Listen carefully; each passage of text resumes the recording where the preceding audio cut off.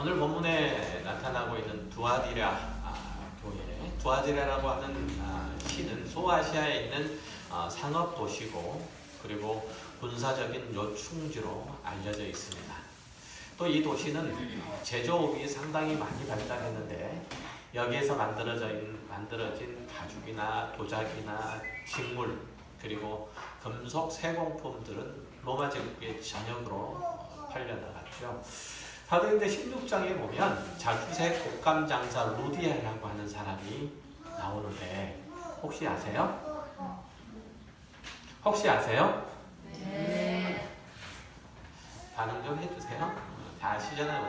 우리 루디아라는 사람이 나오는데 이 루디아라는 사람이 바로 이곳 출신인 것을 보아도 두아디라라고 하는 지역이 옷감으로서 많이 발달합니다. 특별히 자주색, 빨간색이나 자주색 계열의 그 옷감은 염색하기가 참 힘들답니다. 요즘도 그렇대요. 요즘도 그렇다는데 어쨌든 이 지역이 자주색 옷감을 염색하고 그래서 만들어 파는데 대단히 발달된 기술들을 가지고 있어서 유명한 것들 보면 이 지역이 얼마나 상업적으로 그리고 제조업이 많이 발달되어 있는지 금방 볼 수 있는 거죠. 이 두아디라에는 그래서 상업 길드 그리고 노동자 길드, 제조업자 길드 등 직능별로 다양하게 조직된 길드들이 있었어요. 일종의 노동조합이에요. 길드라는 것은 물론 이제 거기에 가입하는 것은 의무는 아니었지만 길드에 속하지 않는 이들은 거의 없었어요. 왜냐하면 길드는 자신들의 생계를 위해서 꼭 필요했을 뿐만 아니라 사회생활을 하는 데 있어서 중심축 역할을 했기 때문에 그래요. 사실상 물리적으로나 아니면 사회적으로 길드는 시민생활의 광장과 같은 곳이었어요. 이 길드는 자신들의 수호신들을 가지고 있었고 길드가 개최하는 축제는 항상 종교적인 성격을 띠었죠. 우상 숭배에 참여하라는 그리스도인들에 대한 압박도 이 길드가 주최하는 축제 가운데 일어난 일들이었죠. 이들이 숭배했던 최고의 신, 특별히 두아디라 지역에서 길드에서 숭배했던 최고의 신은 태양신의 아들이자 태양의 신이자 제우스의 아들인 아폴로였어요.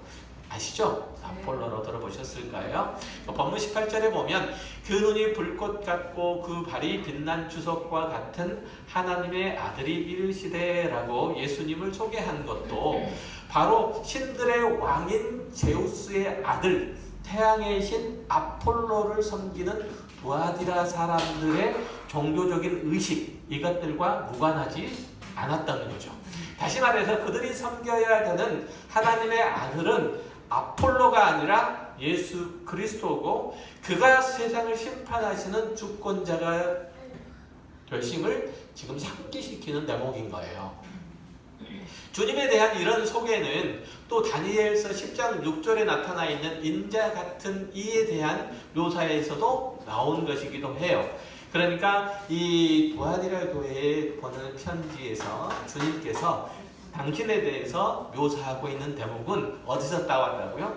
다니엘서 10장 6절 이하에서 인용한 것이기도 하다는 얘기예요.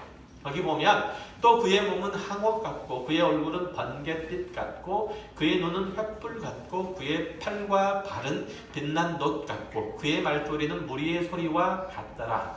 여기에서 묘사된 인자는 모든 상황을 꿰뚫어 보시고 그 권능의 심판을 행하시는 분인데 그것을 감당할 사람은 아무도 없다는 거죠. 여기서 다니엘서 10장 6절에서 나타나는 주님은 어떤 인자 같은 이는 어떤 분? 심판하시는 분. 모든 사람의 행실과 그 마음을 꿰뚫어 보시고 심판하시는 분을 얘기를 하는데 그 이미지를 지금 요한계시록 2장 19절 이하에서 18절 이하에서 따와서 사용한다는 것은 예수 그리스도께서 어떤 분이신지를 다시 한번 이 두아디라 사람들에게 그 교회 성도들에게 가르치시고 싶은 거예요. 그러니까 두아디라 성도들에게 지금 드러내시는 예수님은 어떤 모습? 심판자로서의 모습이에요. 이해하셨죠? 자, 주님께서 이렇게 당신을 소개한 것에는 두아디라 교회의 신앙의 형편들과 아주 깊은 관련이 있어요. 두아디라 교회는 그 사업과 사랑과 믿음과 섬김과 인내 행위가 풍성하고 점점 더 커지고 있다고 주님께 칭찬을 받은 교회예요. 그들은 가난한 사람들에게 먹을 것을 주는 구체적인 사랑의 행위들을 보였고 공공에 처한 사람들을 위해서 수고를 마다하지 않았던 거죠. 또 많은 시련과 환난 가운데서도 잘 견디고 복음으로 살았어요. 그러나 한편으로 이 교회 성도들의 일부분이지만 일부는 거짓 선지자 이세벨의 가르침을 따라서 이교도의 풍습과 삶을 쫓아서 우상 숭배를 하고 은행을 저지르는 등 타락한 생활을 하면서도 자신의 행위들을 반성하기는커녕 그것들을 가지고 그 가르침을 가지고 합리화하기에 급급했다는 거죠. 두아디라 교회의 이런 모습은 에베소 교회와는 아주 대조적이죠. 반대예요. 여러분도 대강 기억하다시피 기억하시죠? 에베소 교회에 대한 얘기 기억하실까요? 그 교회는 처음 사랑을 버렸던 교회죠. 그래서 주님께로부터 책망을 받았는데 에베소 교회의 성도들은 신학적으로 교리적으로 아주 선명했죠. 그로 인해서 니골라당의 행위들을 잘 분별해서 그것들을 가르치는 거짓 선교자를 거짓 선지자들이 교회에 발을 붙이지 못하도록 했던 거예요. 그러나 그 때문에 성도들 사이에서도 어떤 일들이 일어난 거죠? 서로를 감시하는, 저 사람이 교리적인 어떤 혼합이 없는지, 신학적인 어떤 잘못이 없는지 서로 경계만 하는 바람에 무엇이 사랑이 식어간 거예요. 이 두 교회를 보면 믿음과 교리적인 순수함이 지켜지면 사랑이 식어가고, 사랑과 수고와 헌신이 많으면 믿음의 기반이 되어야 할 신학과 교리가 부실해지기가 쉬워서 이 둘을 잡기가 대단히 어렵지 않는가라는 생각이 들어요. 그러니까 우리 가까운 교회가 이 둘 다 잡아내는 풍성한 교회가 되길 바랍니다. 아시죠? 꼭 그렇게 되길 바라요. 우리 두아디라 교회가 오늘 두아디라 교회가 책망을 받는 것은 앞서 보았던 버가모 교회가 저지른 잘못과 똑같아요. 사실은 버가모 교회가 저지른 잘못과. 그런데도 이 교회에 보낸 편지에서 그들의 실상들을 아주 자세하게 드러내서 설명하는 그 경위가 조금 다르기 때문에 그것들을 잘 설명을 하고 있는 것이 특이해요. 버가모 교회는 일부 성도가 사회 경제적인 어려움들 때문에 서서히 니골라 당의 행위를 따라갔어요. 그러니까 그들의 교리를, 그들의 가르침을 따라야 되겠다고 따른 게 아니고 거기에 흡수되어 버리는 거예요. 한마디로 얘기하면. 하지만 이제 두아디라 교회는 거짓 선지자 이세벨의 교훈을 적극적으로 수용하고, 그래서 우상을 숭배하고 자신의 행위들을 합리화 내지는 정당화하는 그 적극적인 측면들이 거기에 있었던 거예요. 이해되세요? 그러니까 도대체 이 이세벨이라는 거짓 선지자가 두아디라 교회에게 어떤 잘못된 가르침을 가르쳤을까요? 그 구체적인 내용들이나 상황들은 잘 알 수는 없지만 본문 20절에 보면 그가 내 종들을 가르쳐 꿰어 행음하게 하고 우상의 재물을 먹게 하는 도도라고 되어 있는 것들을 보면 두아디라 교회의 교인들은 교리에 대한 지식이 부족하고 깨달음이 적어서 이 거짓 선지자의 정신을 따라가 버리고 만 거죠. 구체적으로 이세벨은 다른 그리스도인을 이방 신을 숭배하는 잔치에 초대하고 그 신에게 경배하지는 않고 음식만 먹으면 얼마든지 괜찮은 것 아니냐, 그렇게 미혹을 했고 결국에는 사람들을 행음과 우상 제물에 참여하게 한 거죠. 그러니까 앞서서 보았던 버가모 교회에게 니골라 당의 행위를 따른다, 반란의 교훈을 받아들였다라고 하는 책망들과 에베소서 2장 2절에서 에베소 교회에게 내 행위와 수고와 내 인내를 알고 또한 악한 자들을 용납하지 아니하는 것과 자칭 사도라 하되 아닌 자들을 시험해서 그의 거짓된 것을 내가 드러낸 것과 또 내가 참고 내 이름을 위하여 견디고 게으르지 아니한 것을 아노라 라고 칭찬한 것이나 요한계시록 2장 9절에서 서머나 교회에게 내가 내 환난과 궁핍을 알거니와 실상은 내가 부요한 자니라 자칭 유대인이라는 자들의 비방도 알거니와 실상은 유대인이 아니요 사단의 회당이라 하고 하는 내용들, 이거는 전부 다 발람의 교훈이나 니골라당 그리고 이세벨의 가르침들이 모두 다 우상 숭배와 음행과 아주 직접적으로 관련되어 있는 것을 알 수가 있는 거죠. 그래서 보면 그러니까 여러분은 생각할 때 지금 이런 말씀, 이런 교훈, 이런 경고가 나에게 도대체 무슨 상관이 있느냐라고 그렇게 무덤덤하게 생각할 수 있을지 모르겠지만 전혀 그렇지 않아요. 우상 숭배는 하나님 위에 다른 어떤 것, 그것이 돈이든 권력이든 지위든 명예든 지식이든 외모든 그것으로 인해서 자신의 힘이나 소망으로 가치로 삼아서 그것을 얻으려고 하나님마저도 다음 순위로 밀어넣는 행위를 말해요. 우상 숭배라고 하는 것은 내가 가지고 있는 외모 때문에 의기소침해 해주는 거예요. 한마디로 얘기하면 내가 가지고 있는 외모 때문에 자긍심이 생기는 거예요. 한마디로 얘기하면 마치 그런 것들을 포함하는 거예요. 그게 정도가 조금 지나치면 그거는 우상 숭배예요. 은행도 우상 숭배하고 아주 밀접하게 관련되어 있죠. 하나님의 나라의 백성들이 끝까지 충성을 다하는 것이 아니라 어정쩡한 자세로 세상과 섞여 살면서 세상의 가치와 질서와 영역과 기독교 신앙 이것들을 혼합하는 것들을 말하죠. 굉장히 이런 것들은 우리 그리스도인의 삶 가운데 많아요. 여러분의 삶 가운데도 아주 많죠. 생각과 의식 속에도 아주 많아요. 서머나 교회가 이것들을 거부하면서 현실적인 어려움들을 많이 겪었잖아요. 내가 이 땅 가운데 하나님의 사람으로 성경이 요구하는 바에 따라서 충성스럽게 신실하게 살면 내가 과연 이 땅에 살면서 편안하게, 안락하게, 부요하게 살 수 있겠나? 그러지 못할 거다. 적당히 타협하는 것. 이게 바로 우상숭배와 다르지 않고 또 행음하는 것과 다르지 않다라고 성경은 얘기를 하고 있는 거예요. 그러니까 버가모 교회가 조금씩 세상에 발을 담그고 신앙 양심을 오염시킴으로써 하나님께로부터 주님께로부터 책망을 받은 것이 지금 우리가 잘 요한계시록 2장에 잘 드러나 있고 지금 두아디라 교회도 동일한 생각과 의식 그리고 삶의 모습으로 그렇게 가고 있는 거죠. 그러니까 은행이라고 하는 것은 단순하게 이방인 신전에 가서 거기에 절하는 것이고 그 신녀들과 교합하는 행위들만을 얘기하는 게 아니고 또 주님께서 질타하는 게 그것만을 얘기하는 것은 아니에요. 서두에서 설명했던 것처럼 당시 소아시아 도시에 사는 사람들이 자신의 직업과 관련된 길드에 가입해서 활동하지 않으면 상거래를 할 수 없거나 제조업에 종사할 수가 없었어요. 문제는 길드 회원이 되기를 거절하면 사회적으로 고립돼요. 경제적으로 궁핍함을 각오해야 돼요. 길드에 가입하면 로마 황제를 신으로 숭배해야 되고 로마 제국의 질서와 문화를 따라야 되는데 그것은 예수는 나의 주님이시다라는 고백을 하는 그런 그리스도인으로서 도저히 할 짓이 못했던 거예요.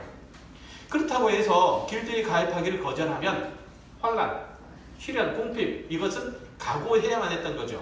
너는 예수를 믿는다고 하더니 사서 고생한다는 핀잔 정도는 아주 가볍고 귀여운 수준이었죠. 그런데도 주님은 실상은 내가 부요한 자니라고 칭찬하는 것은 예수를 주라고 시인하는 삶이 얼마나 칭찬할 만하며 값지며 또한 지혜로운 결정인지 알 수 있는 거죠. 오늘 본문에서 이세벨은 성경 지식이 꽤나 있었어요. 또 연설에 대해서 아주 능수능란했어요. 뿐만 아니라 외모도 상당히 믿음직스러웠던 것으로 보여요. 그래서 그는 두아디라 교회에 쉽게 들어와서 가르칠 수 있었죠. 이세벨은 사도의 교훈에만 집착하는 이 두아디라 교회의 성도들에게 뭐라고 얘기하냐면 용기 없는 자다. 융통성이 없는 자다. 얄팍한 신앙을 가진 자다. 또 두려워서 아무것도 못하는 사람들이다. 라고 그렇게 조롱을 하거나 업신여기는 한편 그를 따르는 사람이, 그의 교훈을 따르는 사람이 참된 성도다 라고 그렇게 얘기를 하면서 그를 따르도록 종용을 했던 거죠. 당시 유행했던 것이 영주주의에 비슷한 경향을 가지고 있는 교리, 이것들을 이제 이세벨이 강조를 했죠. 영지주의라고 하는 것은 몸과 영혼을 따로 보는 거죠. 이원론적인 사고죠. 그러니까 인간이 저지른 모든 악은 뭐에만? 육체에만 관련되어 있다. 그래서 우리의 영혼은 그것과 상관없는 것이기 때문에 그것에 대한 그노시스, 즉 다시 말하면 지식만 가지고 있으면 내가 구원을 얻고 천국을 가는 데는 전혀 문제가 없다라고 생각을 하게 된 거예요. 혹시 여러분 그런 생각 가지고 있지 않습니까? 내가 예수를 믿고 주로 고백하는 그 고백의 행위들이, 그 고백의 말들이 있으므로 나는 천국 간다. 여기에 내 생각과 마음과 의식과 신앙이 딱 묶여져 있고 내 삶은 거기에서 한 걸음도 더 못 나가는, 그러니까 예수를 필요로 주라고 고백하는 고백적인 삶을 살아가기는 불가능하다. 이런 사람 혹시 계세요? 바로 영주주의적 사고와 크게 다르지 않은 거죠. 이 이세벨이라고 거짓 선지자는 사람을 후리는 말재주, 자신이 하나님의 예언자라는 주장으로 자신이 마치 고귀한 신앙을, 아주 높은 신앙을 소유하고 있고 자신이 하나님의 깊은 것을 헤아려 통달하는 것처럼 꾸몄던 인물이에요. 그러나 사실은 그가 하나님을 아는 지식의 깊은 데에 있었던 것이 아니라 사단의 깊은 데에 있었다고 지금 오늘 본문이 지적하잖아요. 그러니까 그 멸망의 자리로 두아디라 교회를 자꾸만 끌고 가는 거예요. 교회는 하나님의 구속 사역을 깊이 있게 이해하고 그분이 성령 안에서 행하신 풍성하고 복된 은혜를 경험한 사람들이 교회라고 얘기를 해요. 그러니까 모든 성도가 누리는 이 생명의 복음들은 그 출처가 예수 그리스도시라는 거죠. 하나님께서 그리스도 예수 안에서 성령을 통해서 주신 것일 뿐 재능과 열정이 있는 사람이 수고해서 만들어낸 것은 결코 아니란 얘기예요. 쉽게 말하면 여러분이 구원의 은혜를 입고 이만큼 성도로서 성장하고 악을 물리치고 선을 행하고 진리를 따라 살 수 있는 것은 하나님께서 여러분 안에서 행하신 일이지 이 목사나 선교사나 교사가 한 일이 아니라는 거예요. 이해하셨어요? 그러니까 제가 이렇게 물론 그러지는 않으리라고 저도 생각은 하지만 이렇게 말씀을 전하다가 혹시 딴소리 딴짓 할 수도 있다는 얘기예요. 거기에 충격받지 말라는 얘기죠. 저놈이 변질됐나 보다 이렇게 생각하시면 돼요. 하나님의 입 노릇을 제대로 안 하나 보다 이렇게 생각하면 돼요. 배가 불렀나? 뭐가 모자란 게 있나? 왜 자꾸만 딴소리를 하지? 이렇게 생각하면 돼요. 그럴 수 있죠? 그럴 수 있어요. 하나님께서 저를 사용하시, 저희 입술을 사용하시는 거죠. 그렇죠? 고린도전서 2장 6절 이하의 말씀을 보면 그러나 우리가 온전한 들 중에서 지혜를 말하노니 이는 세상의 지혜가 아니요 또 이 세상에서 없어질 통치자들의 지혜도 아니요 오직 은밀한 가운데 있는 하나님의 지혜를 말하는 것으로서 곧 감추어졌던 것인데 하나님이 우리의 영광을 위하여 만세전에 미리 정하신 것이라. 성도 안에 있는 지혜, 즉 그리스도인으로서의 이 지혜들, 이런 것들은 어떻게 살고 무엇을 추구하는 것들이 마땅한 것인지 성령 하나님께서 우리 안에서 행하시는 일로 된 것이라 이런 얘기죠. 그가 무슨 앞날을 내다보고 무슨 사람의 앞날을 내다보고 그의 기름을 얘기하면서 피할 길을 내고 하나님의 뜻을 헤아려서 복을 대신 줄 수 있는 사람이, 그런 사람이 예언자도 아니고 선지자도 아니고 목사도 아니고 교사도 아니라는 얘기예요. 아셨어요? 그 목사는 하나님을 대신해서 여러분에게 복을 줄 수 있는 사람이 아니에요. 복을 빌어줄 수는 있겠죠. 복을 빌어줄 수는 있어요. 그러니까 축복을 할 수도 있지만 복을 줄 수 있는 사람은 아니에요. 하나님 저에게 축복해 주십시오. 이 말 틀려요? 맞아요? 틀려요? 맞아요? 틀려요. 축복은 뭐예요? 복을 기원한다는 얘기잖아요. 그렇죠? 복을 빌어준다는 얘기예요. 하나님께서 복을 빌어줘요. 누구에게 도대체 복을 빌어준다는 얘기예요. 하나님은 누구에게 복을 빌어줘요?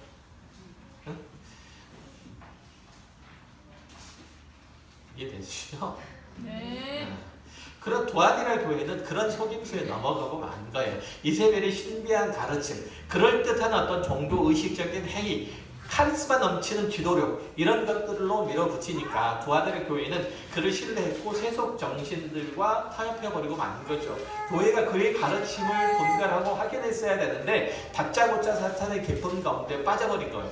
이로써 그 교회는 이 교회 신전에 직접 찾아가서 죄를 짓지는 않았지만 그 가르침을 허용하는 결정적인 잘못을 저지른 거예요. 생각도 없는 사람들이라는 생각이 들죠. 생각을 하셔야 돼요. 의식을 가져야 되고요. 그래서 알아야 돼요.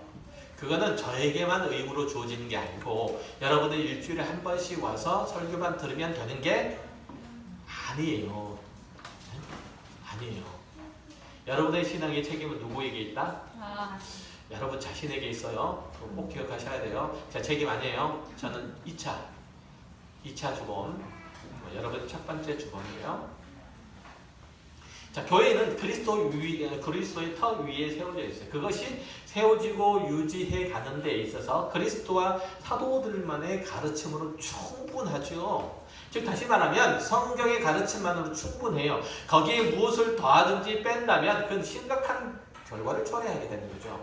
고린도전서 3장 10절에서 사도 바울은 이렇게 말해요. 내게 주신 하나님의 은혜를 따라 내가 지혜로운 건축자같이 터를 닦아두매 다른 이가 그 위에 세우나 그러나 각각 어떻게 그 위에 세울까 조심할지라 이 닦아둔 것 외에 능히 다른 터를 닦아둘 자가 없으니 이 터는 곧 예수 그리스도라. 이렇게 얘기죠. 그러니까 사도 바울이 고린도 지역에 가서 오직 그리스도의 복음에 입각한 교회를 세웠던 거예요. 그러나 거기에 슬며시 거짓 교사들이 들어와서 헛된 이론과 거짓 말씀으로 성도들을 자기 편으로 끌고 들어가려고 했던 거죠. 그래서 교회를 자꾸만 자기 멋대로 이끌고 가려고 하는 일들에 대해서 사도 바울은 강력하게 경고를 한 거예요. 한편으로는 고린도 교회에 있는 성도들에게 정신 차리고 그리스도의 복음 안으로 들어오라 라고 말하는 거죠. 사실 그리스도의 복음에 그리스도의 교회의 복음 위에 다른 어떤 것들이 필요 없죠. 그런데도 오늘의 교회는 자꾸만 다른 것들을 끼워 넣으려고 해요. 다른 교회가 성공했다는 프로그램들을 도입하고 다른 사회단체가 하는 것들을 가지고 와야 되고 또 거기에서 부족해서 열린 예배를 드린다든지 축제 예배를 드린다든지 하는 것들도 해요. 목사도 교회를 부흥시키기 위해서 예배에 자꾸만 엔터테인먼트적인 요소들을 집어넣고 사람들의 심금을 울리는 설교를 해야 되고 지역사회의 교회를 각인시키고 홍보하려고 봉사활동을 한다거나 교양광자 같은 것들을 해서 사람들을 불러 모아요. 그게 나쁜 일이겠어요. 그렇게 반문하실 줄 모르겠지만 제가 다 나쁘다는 게 아니고 그래서 지역사회 봉사도 하고 복음도 전할 수 있으면 그런 것들은 긍정적으로 봐줄 수 있어요. 그러나 그 모든 것이 교회가 받은 복음 안에서 이루어져야 된다는 거죠. 예배는 축조해야 되는데 전통적인 예배가 너무 정적이고 너무 수동적이고 고리타분해서 죄의식만 만들어낸다라고 주장하는 이들이 있어요. 일리는 있죠. 예배는 장차 하나님의 나라가 완전히 이루어졌을 때 벌어지는 어린 양의 혼인잔치의 연장선상에서 이루어지는 거예요. 이거 잊으시면 안 돼요. 그러니까 잔치라고 하는 것은 사람의 기쁨과 즐거움과 만족을 위한 잔치가 아니고 잔치라고 할 때 예배가 잔치라고 할 때 하나님을 높이고 찬양하고 기뻐하는 잔치여야 한단 말이죠. 예배가 그거여야 된다는 거죠.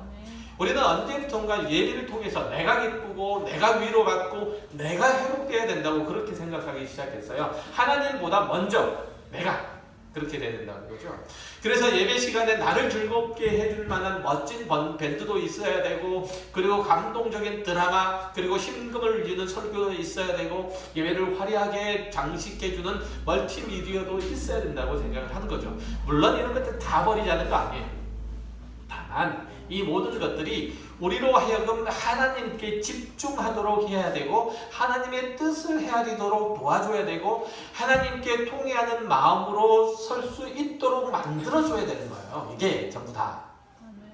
그런 예배자의 심령을 하나님이 어루만져 주시고 회복시켜 주시고 다시금 하나님의 말씀에 순종하여 살아야 되겠다는 그런 다짐과 성령님의 도우심을 구하는 기도에 대해서 응답하심에 기뻐하는 노래를 하는 것이야말로 하나님께서 원하시는 예배인 거죠.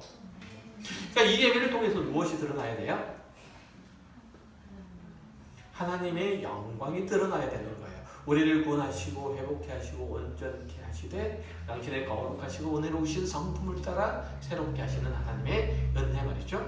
그러나 예배를 인도하는 이들이 자꾸만 억지로 경건한 분위기를 만들어내고 그것들을 통해서 사람의 감정을 조작해서 거기서 오는 기쁨과 환희로 인해서 자기 만족에 취하는 것, 이것은 성경이 가르치는 예배나 예배자의 모습은 아니죠.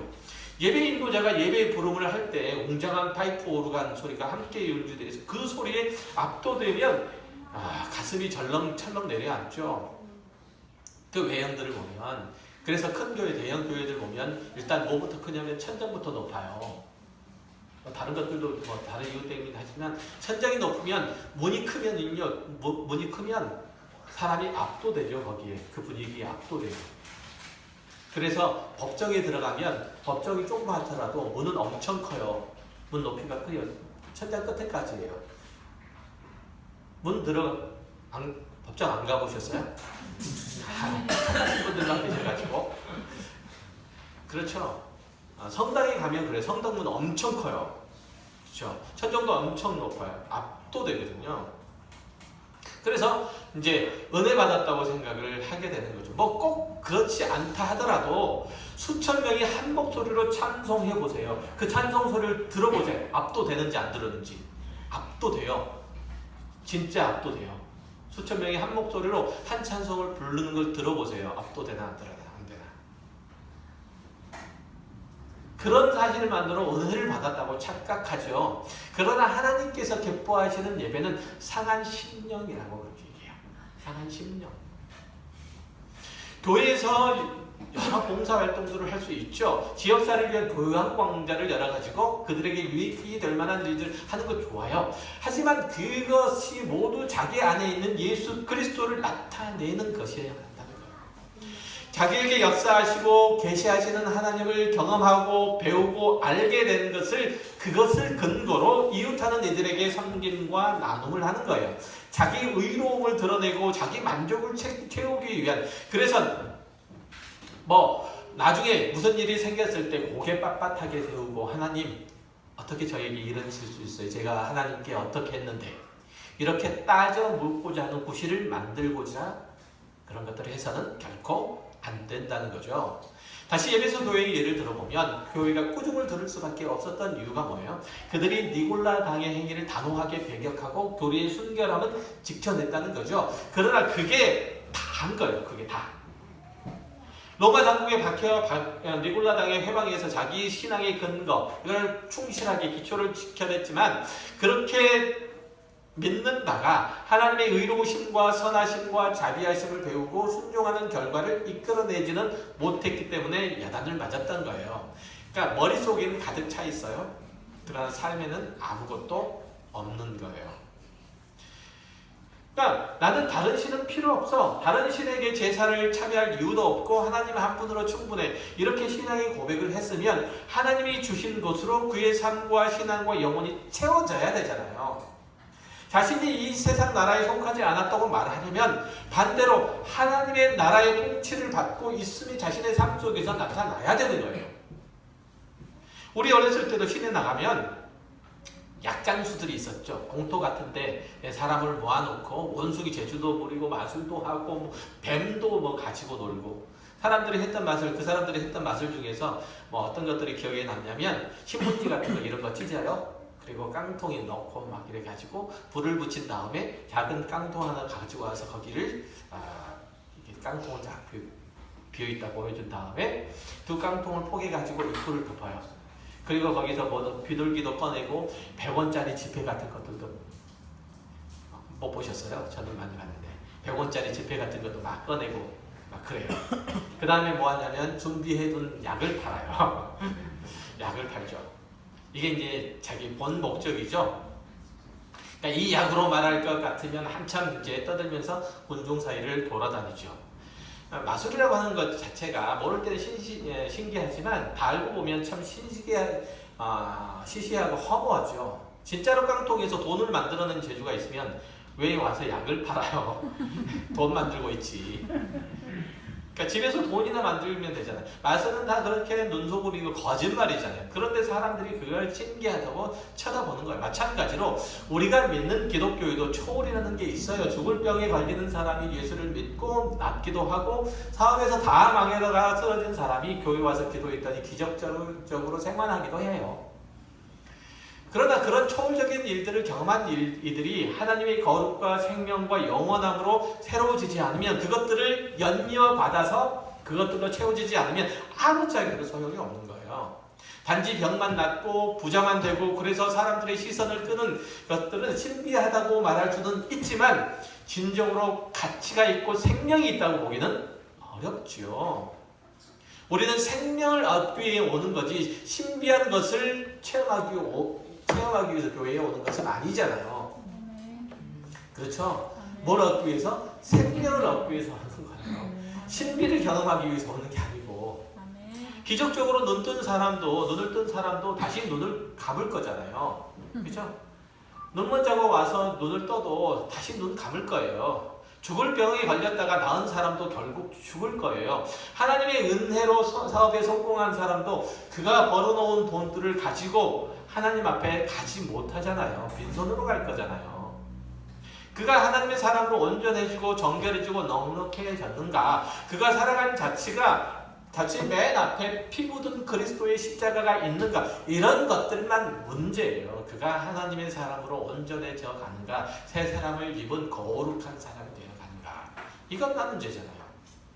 본문은 투아디라 교회 성도들의 선한 행위는 갈수록 많아졌다고 해요. 그러나 그들에게 이세벨이라는 여자가 나타나 자신을 하나님의 선지자라고 소개하면서 자신이 하나님께 직접 받은 예언을 주노라고 후레치자 투아디라 교회 성도 금방 속아 넘어가고 그들을 따라가 버린 거예요.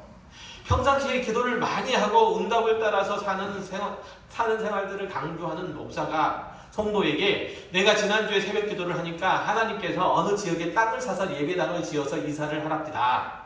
그러면 엄청 부흥을 주신다고 약속을 했습니다. 그러니 조금 우리가 힘들더라도 건축을 합시다. 이러면 감히 거기에 손을 못 달고 다 따라가요. 대강 그런 분위기와 똑같아요. 실제로 저 며칠 전에 그런 얘기를 들었어요. 그런 얘기를 다 그렇게 해서 따라간 거라고. 근데 거기 그 교회가 옛날에 신림동에 있었는데 신림동에 뭐 서울대 뭐 교수도 있었고 뭐 그렇다고 하더라고요. 영적인 문제는 세상의 지식과 상관이 없나 봐요. 그런 것 같기는 해요. 왜 우리나라 성도들은 그럴까요? 밖에 있을 때는 굉장히 상식적이고 똑똑한데 교회만 들어오면 바보가 돼요. 교회만 들어오면 생각이 없어져요. 참 문제예요. 왜 그런 일들이 일어나요? 자칭 그리스도인이라고 생각하는, 그렇게 말하는 사람들도 신앙의 궁극적인 목적과 내용이 뭔지 잘 모르기 때문에 그런 거죠. 그러니까 이번 기회에 믿음으로 헌금하면 몇 배 복을 받을 겁니다. 이런 속임수에 넘어가는 거예요. 골로새서 2장 6절 이하를 볼게요. 그러므로 너희가 그리스도 예수를 주로 받았으니 그 안에서 행하되 그 안에 뿌리를 박으며 세움을 받아 교훈을 받은 대로 믿음에 굳게 서서 감사함을 넘치게 하라. 누가 철학과 헛된 속임수로 너희를 사로잡을까 주의하라. 이것은 사람의 전통과 세상의 초등학문을 따르며 그리스도를 따름이 아니니라. 그 안에는 신성의 모든 충만이 육체로 거하시고 너희도 그 안에 충만하여졌으니 그는 모든 통치자와 권세의 머리시라. 여러분의 신앙과 삶의 기준과 목표와 그 모든 내용은 예수 그리스도라는 거예요. 이걸 잊으면 안 돼요. 절대로. 그런데 어리석게도 맨날 잊어요. 누가 신기한 말을 하면 금방 거기에 귀를 기울이고 어느 교회 누군가가 어느 집회에 가서 기도 응답을 받았다라 라고 하면 금방 거기 쫓아가요. 그게 헛된 철학과 속임수에 사로잡히는 거예요. 다시 말씀을 드리지만 여러분은 그리스도인인 거죠. 예수를 쫓는 사람이에요. 기적을 쫓는 사람이 아니고 신비함을 쫓는 사람이 아니고 누구를 쫓는 사람이라고요? 예수를 쫓는 사람이에요. 예수가 약장사가 아니잖아요. 예수가 약장사가 아니잖아요. 그의 거룩하심과 의로우심과 성실함을 따라서 지음받은 새 사람이 되는 것, 이걸 소원으로 삼아야 돼요. 그러려고 예수가 죽었으니까. 여러분들이 신기하게 여겨야 될 것은 남이 경험하지 못한 치유를 경험하고 남이 만들어내지 못한 기적적인 결과를 얻어서 사람들의 갈채를 받는 것이 아니라 부러움의 대상이 사는 것이 아니라 평생토록 미워만 했던 사람을 용서한 것과 그를 위해서 기도하게 된 것, 이것만큼 기적은 없는 거예요. 이게 기적이잖아요. 맨날 죽이려고만 하고 도무지 풀 줄 모르고 창고에 가득히 쌓아놔야만 안심이 됐는데 이제는 나누어주고 베풀어줬는데도 만족이 있고 기쁨이 있고 배부름이 있어요. 이게 기적이잖아요. 아멘. 빈 깡통에서 100원짜리 지폐가 마구 나오는 게 신기한 일이 아니고 원수를 사랑하고 이웃을 위해서 내 주머니에서 100원짜리 지폐가 나오는 게 이게 신기한 일이에요. 이게. 아멘. 그렇죠? 이게 신기한 일. 고린도서 2장 16절 보세요. 그러므로 먹고 마시는 것과 절기나 초하루나 안식일을 이유로 누구든지 너희를 비판하지 못하게 하라. 이것들은 장래일의 그림자이나 몸은 그리스도의 것이니라. 아무도 꾸며낸 겸손과 천사 숭배를 이유로 너희를 정죄하지 못하게 하라. 그가 그 본 곳에 의지하여 그의 육신의 생각을 따라 헛되이 가장하고 머리를 붙들지 아니하는지라. 온몸이 머리로 말미암아 마디와 힘줄로 공급함을 받고 연합하여 하나님이 자라게 하심으로 자라느니라. 유대교의 절기나 안식이나 종교의식, 이거는 모두 다 본체이신 예수 그리스도의 그림자일 뿐이라는 거예요. 예수 그리스도께서 신비한 일들을 행하셨더라도 그것은 예수 그리스도의 본체가 아니라는 거예요. 그가 가지고 오신 하나님의 나라를 나타내는 것일 뿐이에요. 그가 가지고 오신 하나님의 나라를. 마찬가지로 머리이신 예수 그리스도와 십자가, 그의 십자가를 붙들지 않는 것 모두 다 가짜예요. 세상에서 볼 때 다른 종교에 비해서는 기독교가 너무 편협하고 배타적인 교리를 가지고 있다고 비난하고 핀잔을 주죠. 하지만 그럴 수밖에 없는 이유는 우리 안에 하나님만 채워져야 되기 때문에 그런 거예요. 다른 걸로 우리 안에 채워지면 안 된다니까요. 하나님으로만 채워져도 벅차요. 그분만 사랑하고 그분으로부터만 배우고 거해야 되기 때문에 그렇죠. 사람들은 왜 예수를 믿어야만 구원을 얻느냐고 볼멘 소리를 하지만 뭐 어쩔 수 없는 거 아니겠어요. 그리스도로부터만 생명이 나오는데요. 그리스도 안에만 진리가 있는데요. 그렇죠?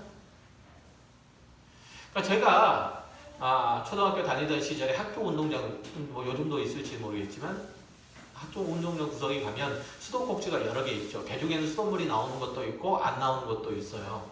방학 때 애들하고 같이 놀다가 목이 타서 수도꼭지를 틀면 하나도 안 나올 때가 있어요. 목이 타 죽겠는데.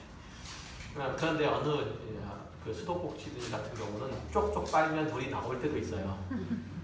그냥 일부러 빨면 경험 안 해보셨어요? 우리 다들 경험 해본 거잖아요. 물이 나올 때도 있어요. 정말 그런 것과 같아요. 예수를 빨아야 거기서 생명이 나오죠. 다른 거 빨아봐야 소용이 없다니까요. 근데 갈증을 해결할 수가 없어요. 예수를 빨아야 된다니까요. 좀 표현이 좀 그렇기는 하지만 그런 거잖아요. 신앙이라는 게. 그렇죠? 주님께서 두아디라 교회 성도들 중에서 이세벨의 거짓 가르침을 따라서 음행을 저지른 이에게 회개하라. 그렇지 않으면 큰 환난 가운데로 던져지리라.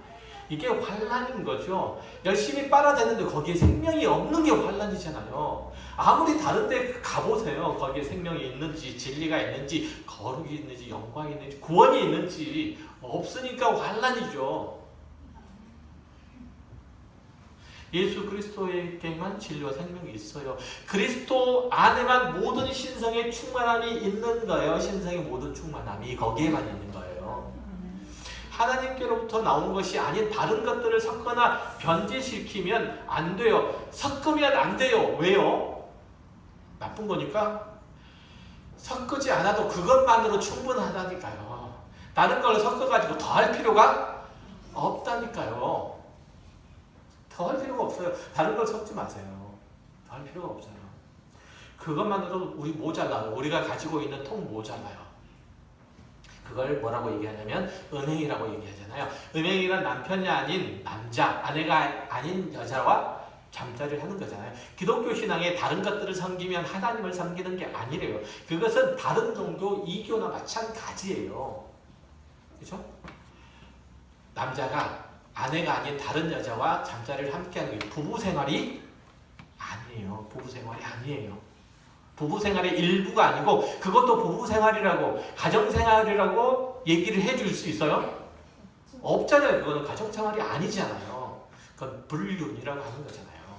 가정 생활이 아니거든요. 그거 마찬가지예요. 기독교 신앙에 뭔가 다른 거 생기면 이거 기독교 신앙이 아닌 거예요. 그건 기독교 신앙이라고 좀 쳐줄 수도 있다? 그렇지 않아요. 그런데 이런 것들이 세상이 여러분이 세상 가운데 사는 동안 늘 도전을 해올 거예요.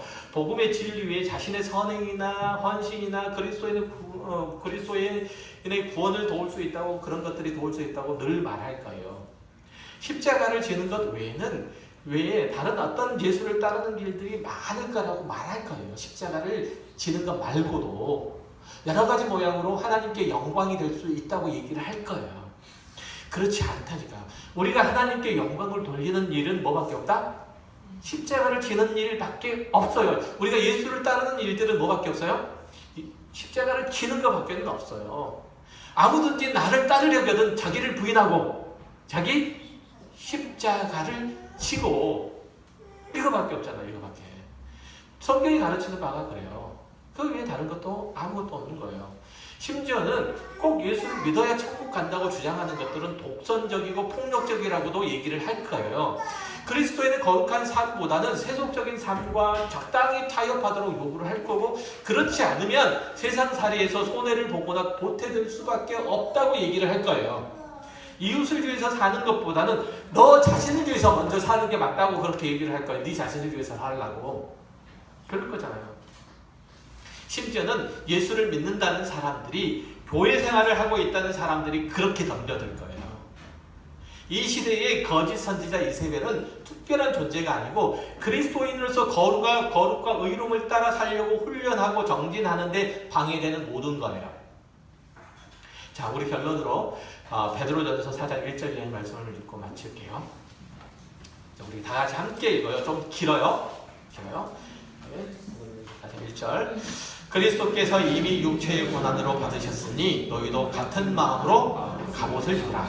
이는 육체의 고난을 받은 자는 죄를 그쳤음이니 그 후로는 다시 사람의 정욕을 따르지 않고 하나님의 뜻을 따라 육체의 남은 때를 살게 하려 함이라. 너희가 음란과 정욕과 술취함과 방탕과 향락과 모방한 우상 숭배를 하여 이방인의 뜻을 따라 행한 것은 지나간 때로 족하도다. 이러므로 너희가 그들과 함께 그런 극한 방탕에 다름질하지 아니하는 것을 그들이 이상히 여겨 비방하나 그들이 산자와 죽은 자를 심판하시기로 예비하신 이에게 사실대로 구하리라. 이를 위하여 죽은 자들에게도 복음이 전파되었으니 이는 육체로는 사람으로 비판을 받으나 영으로는 하나님을 따라 살게 하려 함이라. 만물의 마지막이 가까웠으니 그러므로 너희는 정신을 차리고 건신하여 기도하라. 무엇보다도 뜨겁게 서로 사랑할지니 사랑은 허다한 성을 쟁덥니라. 서로 대접하기를 원망 없이 하고 각각 은사를 받은 대로 하나님의 여러 가지 은혜를 맡은